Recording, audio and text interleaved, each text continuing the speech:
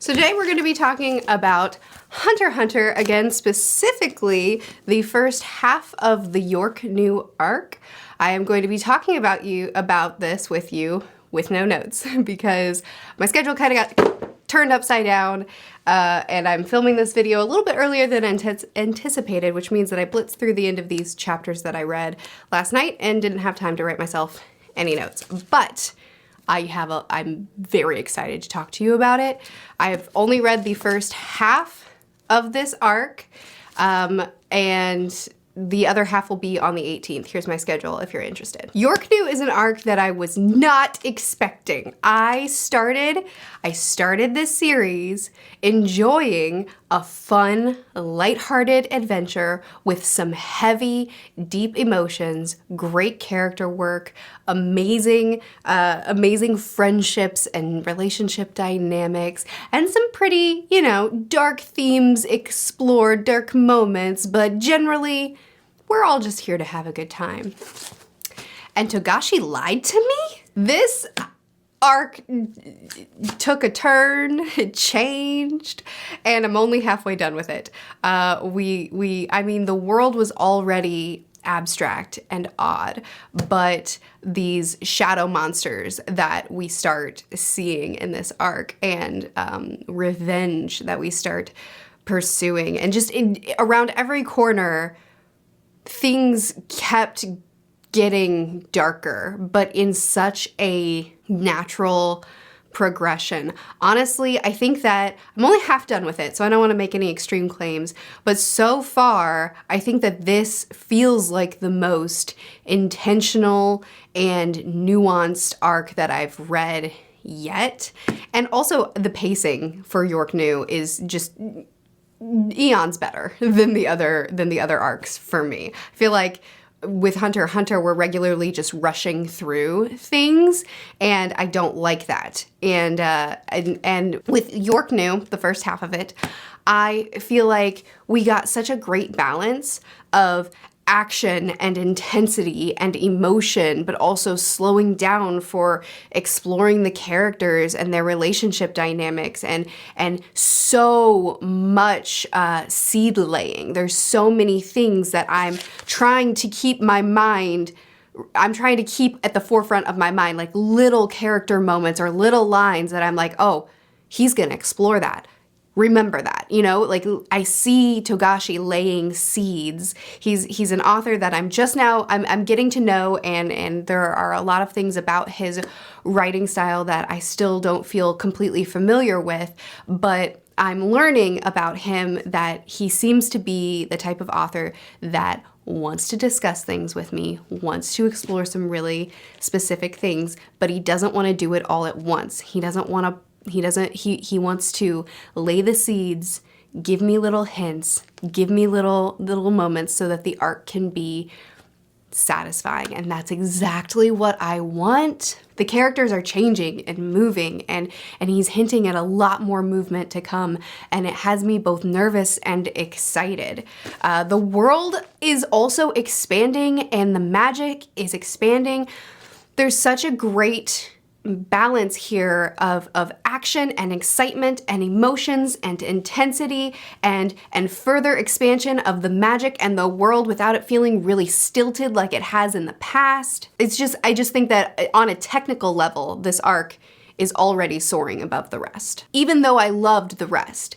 And I'll also say that I am regularly surprised at how unique the structuring of this story is. Again, in the beginning, I think I'm following Gon, this carefree, plucky, good-hearted, good-natured boy who's on an adventure to find his dad, and all that is true. However, we also have his companions who at different points in the series become the main character. Killua was my main character in the last two arcs. He was the one that we got the emotional depth out of. We still got progress from Gon, we still got movement from him, but it was Killua that we were spending our mental and emotional effort on. And now, both Killua and Gon, the two main characters of the story for me, have faded into the background so that Kurapika can stand up and thrive. I'm doing my best to figure out these names as I go, to adjust as I'm getting comments about how I need to be adjusting, so feel free to continue to correct me for anything that I'm getting wrong. I believe it's Kurapika, or it might be Kurapika, or something in between those two.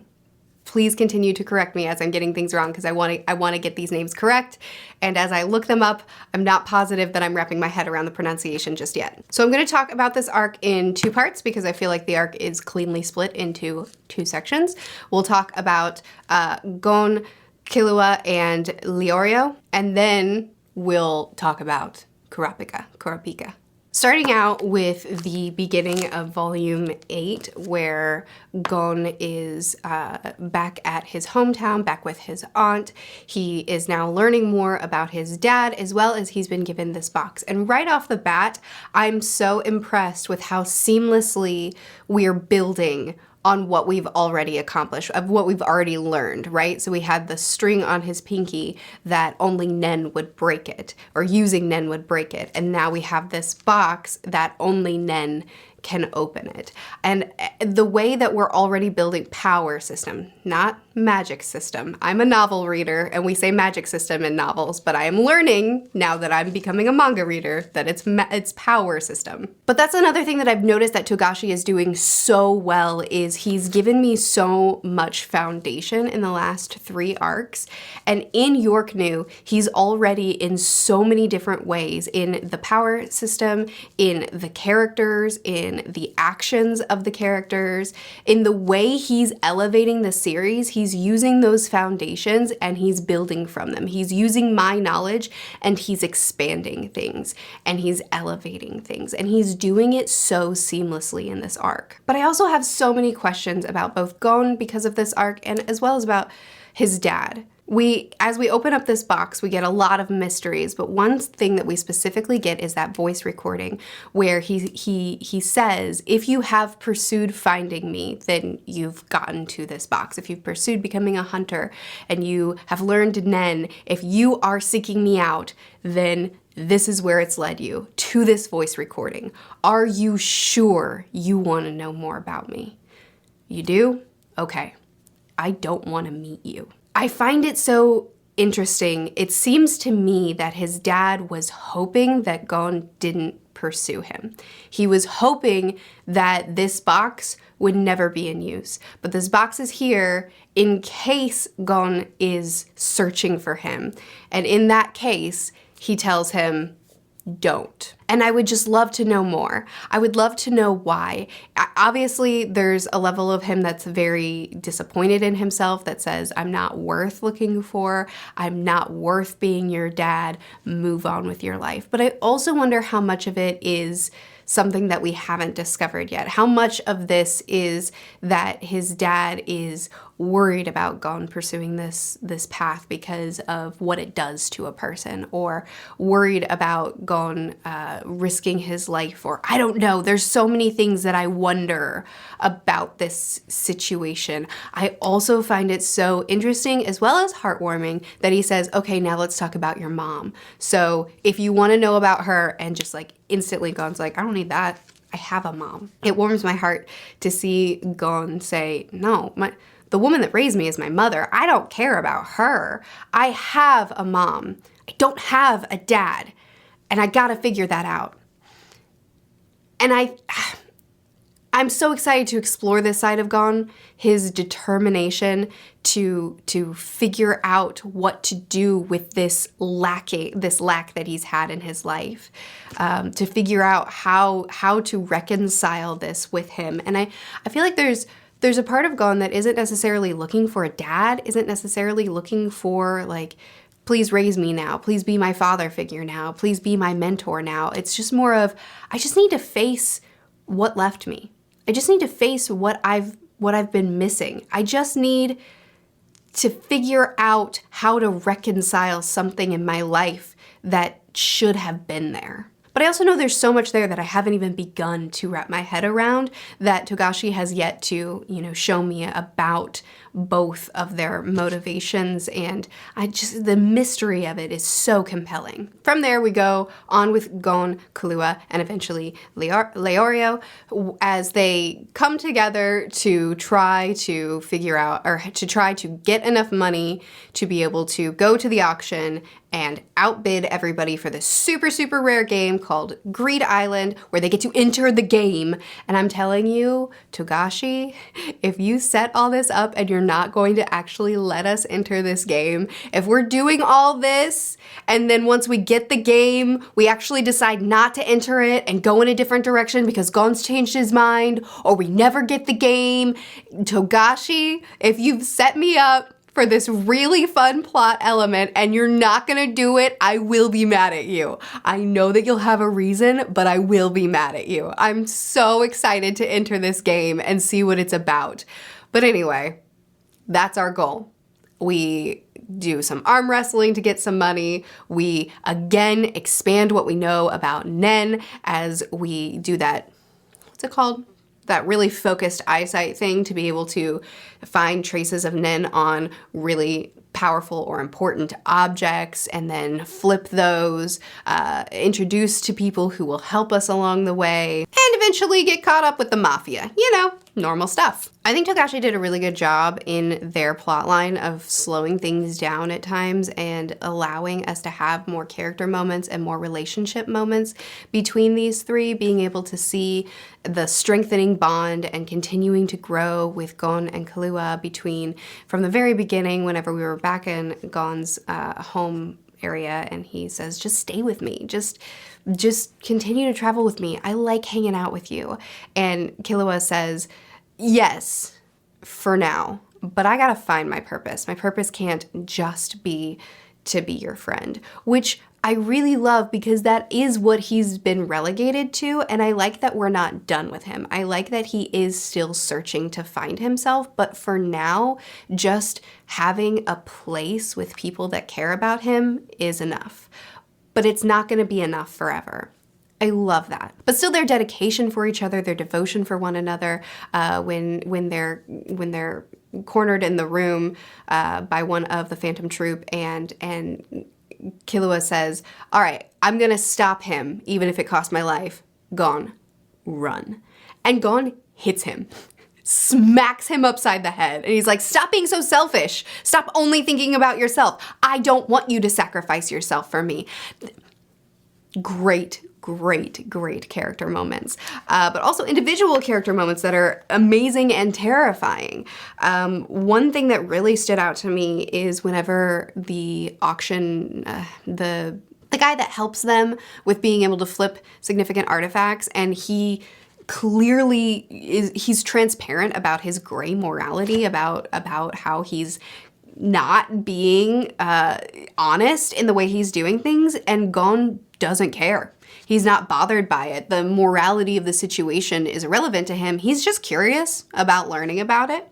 And there's this line here that says, I didn't see a hint of disapproval when I confessed about making knockoffs or when the dealers were going on about the vault, but I didn't see any greed either. There was just pure curiosity. If something impresses him, he's open to it, whether it's good or bad. In other words, he's walking a fine line. This is really interesting to me because Gon has shown a ton of morality throughout this entire series.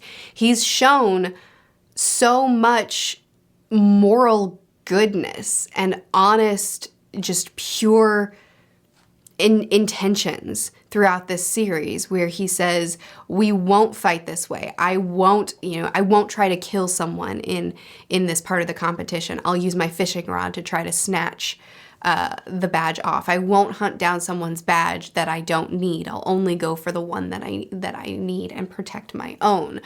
When he's faced off against someone and he's like, I'm not gonna do it this way. We can find another way to solve this when they are faced with the tower, the part where they have to split up. Either they can all 5 lose, or 3 of them can win and 2 can lose, and they have to decide who's going to advance. And Gon's like, no, we'll find another way around this. He's always sidestepping difficult situations.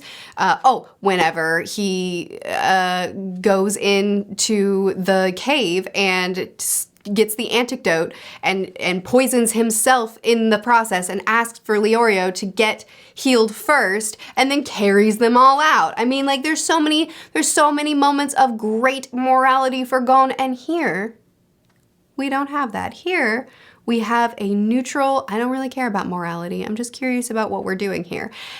And I feel like I'm just very curious about his character and about where we're gonna go with his character, because he's a character that I've regularly been asking myself, so is he going to be the one constant in this world that's ever changing and ever darkening, and these characters that are ever changing? Is he gonna be the one constant shining light of goodness, or does he get an arc too? And I'm more leaning towards that now, because I feel like his arc is very parallel to Kurapika's in this one, even though they're super different. But Kurapika, I see him changing, and I see him shifting, and I see him being moved by his quest for revenge, which we haven't discussed yet. But with Gon, I feel like we're having a very paralleled experience with him, where his quest to get this video game, to get to his dad, this single-minded determination that up to this point I have admired, I see it potentially shifting him to the point that his moral standing, his desire to always, have these very pure intentions is starting to shift in him to where it's just like, I gotta do what I wanna do. I gotta get to my goal, and maybe compromising some things that we previously wouldn't have been compromising. I'm just very curious about his character. But we still get a lot of goodness from him too. This scene where he's facing off against, when he's arm wrestling against one of the Phantom Troupe, and he says, I don't know, even if I did, I'd never tell you people, talking about the chain dude that they're trying to hunt down. I'd thought you were cold-blooded, heartless people, but I see you can shed tears for your friends. Then why couldn't you share just a little of that empathy with the people you've killed? I have a lot of questions, because these arcs that Togashi is beginning, they feel so natural. It feels like such a natural progression. We still have so much of the Gon that I know and love, but there's also something happening that makes me wonder how big of a shift we're about to have with him, or how subtle of a shift. I don't know, but I am watching closely, Togashi, because you have my attention. The final thing that happened in the chapters that I read, the first half of this arc, is that they were cornered in the room by one of the Phantom Troupe because he wanted to recruit them, but obviously that can't happen for them. So once again, Togashi is using situations and things that we've already experienced and we've already been through with these people, and he's having them learn from them and grow from them, which I love. I love that tangible, we did X, and now from there we can learn why, right? So back to the situation in the tower where during the hunter exam, where it was 5 people go the long route and lose, or 3 people go the short route and leave 2 of their comrades behind. And they decided to just go through the wall. And in this situation where they are stuck in a room with a Phantom Troupe member that they cannot overpower, which, by the way, in this world, in this story where these 2 characters have advanced at an exponential rate, and I still side-eye a little bit at the rate of their advancement, especially since Kurapika is also advancing at an exponential rate, although his, I get it. But everybody's advancing at an even Leorio is, him too, Leorio, because he, when they were in Arc 2, whenever he was pushing through doors that nobody else could, and he trained to do that so fast. I don't know, I'm just saying, everybody levels up pretty fast in this world. So, or at least all of the main characters do, but I digress. The point is, I love that even though our characters are advancing at an extreme rate, the world is still so much more powerful than them. The people that they face off against in this world are still so much more powerful than them. And I love that. I also love that once again, their solution is, let's go through a wall. Let's go through a wall in opposite directions so that he can't chase us both at the same time.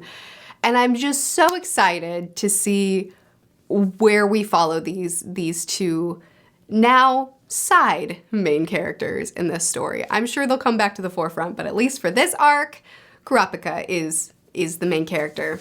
So let's talk about him now. In Kurapika's perspective, we are introduced to a mountain of new characters, and I love so many of them. We have his core base people that we're first introduced to, and then we expand as we meet the Phantom Troupe and the Mafia, and there are so many characters that we spend, and the Mafia's daughter, the mob leader's daughter, who she's such a wild card. She's such a wild card. Anyway, so many groups of people that we're introduced to, and I am enjoying it so much. I'm enjoying the different dynamics that he has with the different groups as he continues to spend time with different ones. His core group that we first meet and we first start working with, they have a good balance for him in that when we first start to see Kurapika go off the handle in his lust for revenge, which, by the way, I'm so excited that this is what we're exploring for his character, because, you know, from the very beginning, that has been his motivation. From the very beginning, he has said, my biggest fear is that I'm going to lose this desire, or that my desire will be dulled to hunt down and kill the people that slaughtered my people. Like, from the beginning, he's been pretty intense, and he's been a very intelligent yet quiet character. I'm bringing him to the forefront now and exploring that very complex topic of revenge. I'm excited about, because revenge can go two ways for me. There are some revenge stories that can be kind of frustrating because the main character is so...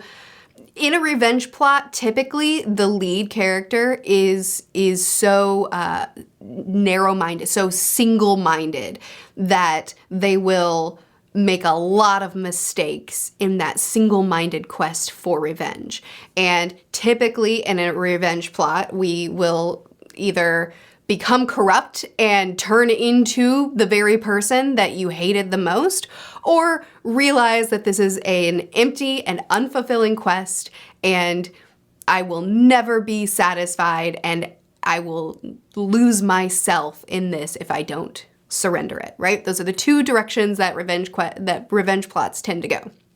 A lot of times, these revenge plots can be very annoying because the lead is so single-minded that they're making loads of mistakes along the way and just repeating the same mistakes over and over again, because that single-mindedness causes them to lose a lot of their sound reasoning. I'm excited about this because I genuinely don't know what direction Kurapika is going to end up going in.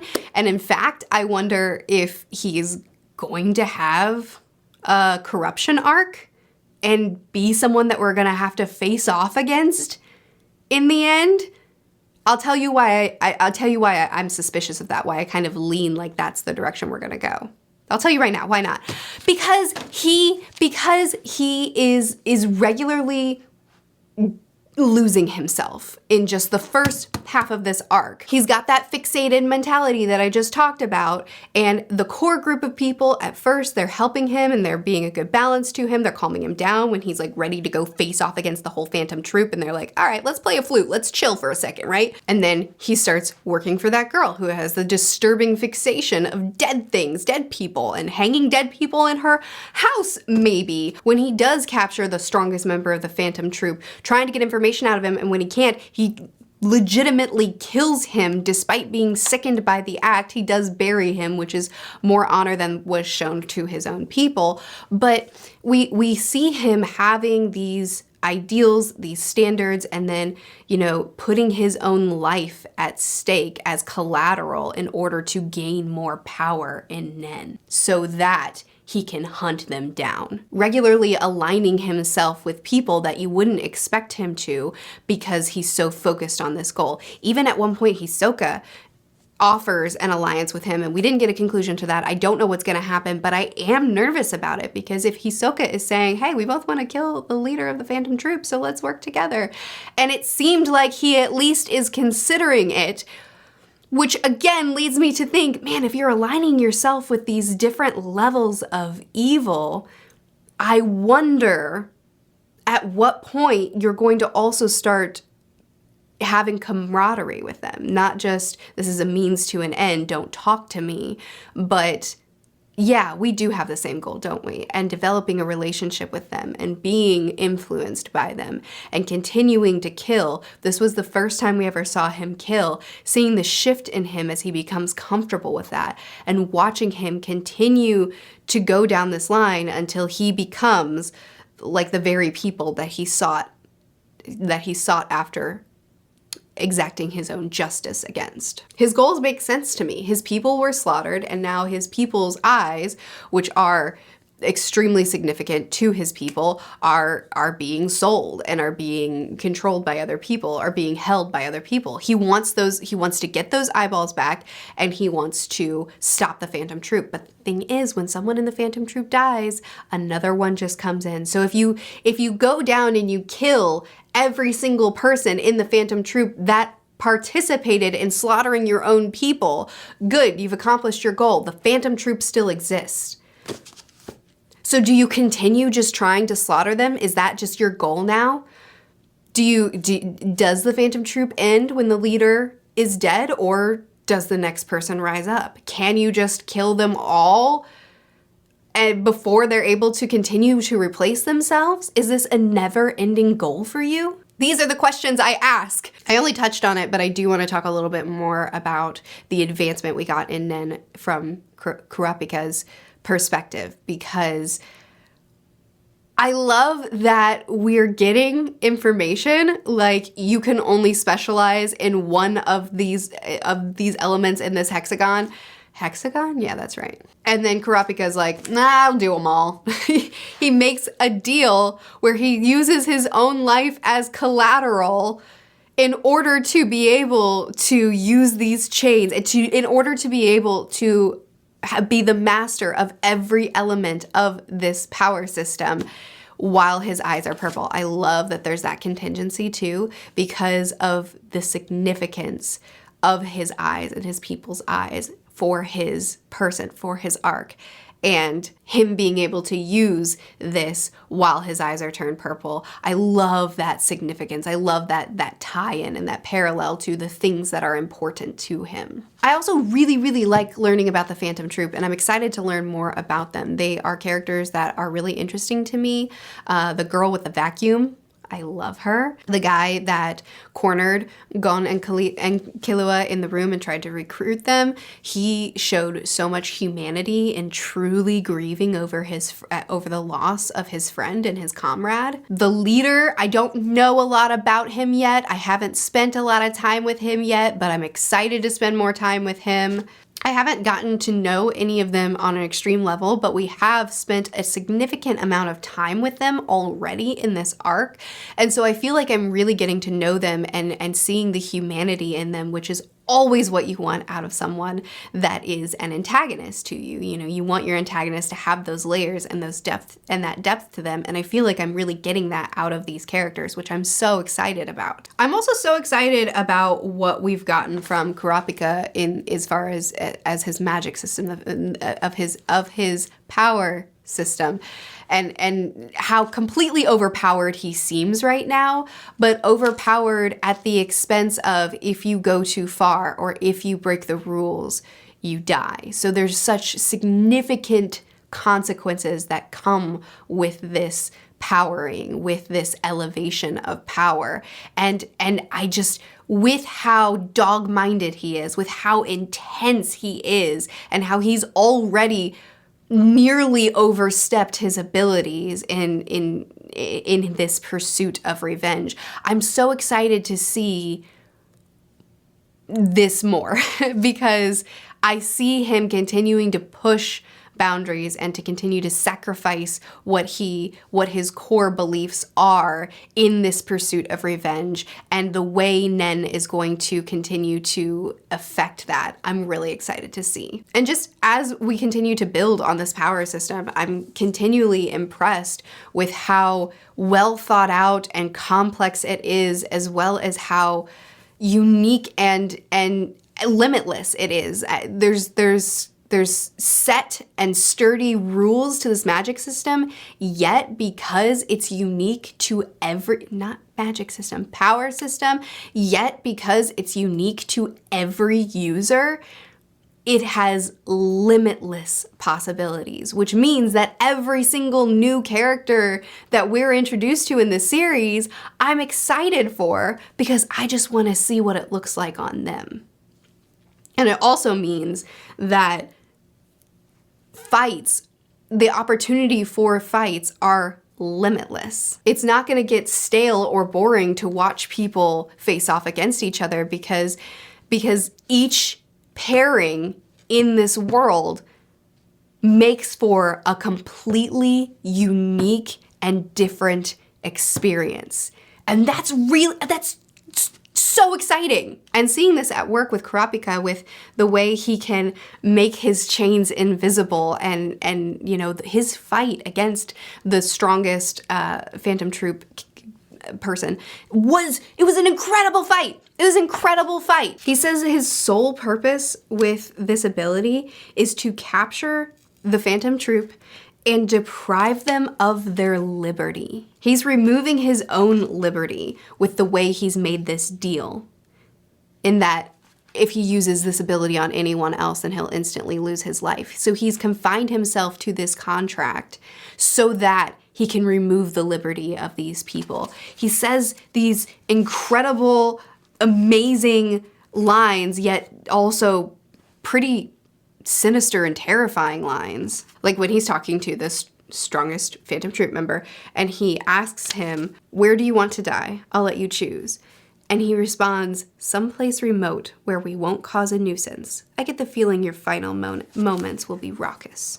I can't find the other line now that really stood out to me as chilling and exciting and awesome, but also unsettling for his character. But it was something along the lines of, some people are destined to get pulled down into hell, and that's what he wants his chains to be to those people. You know, I just feel like I'm seeing his character make some really dark shifts in this journey to revenge, in this quest for revenge.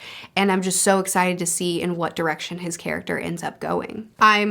I'm thrilled with the Phantom Troupe as the antagonist of this arc. I think that they have their own motivations. They have this cold-hearted ruthlessness of just genuinely not caring that they're killing. Like, it doesn't bother them. It's just a day on the job. It's just something they do, whatever.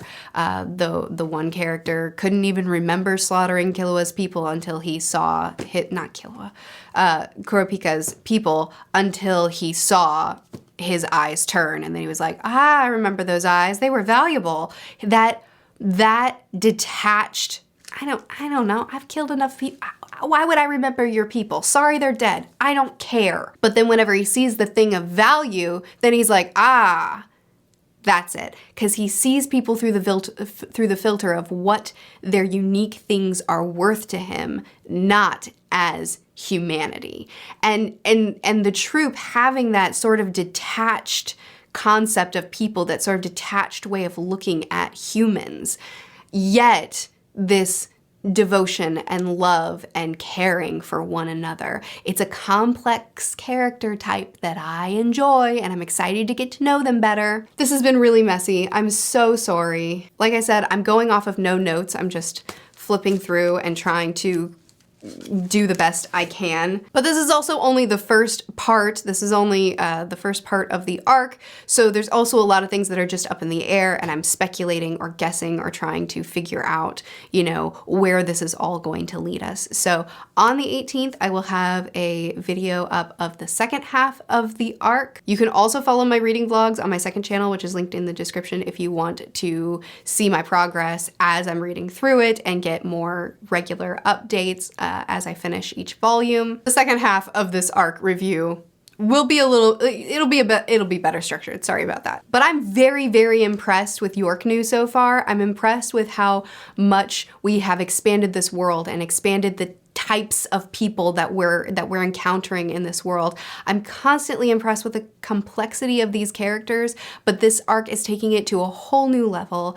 And I think that the pacing as well, which is one thing that I've griped about a lot in this series, is much, much better in this arc as well. I'm having a great time, and I can't wait to see where we go in the plot as we continue to pursue revenge, as we hopefully enter Greed Island video game, as well as the characters as we continue to, in a single-minded way, pursue revenge, as well as in a single-minded way pursue finding Gon's father.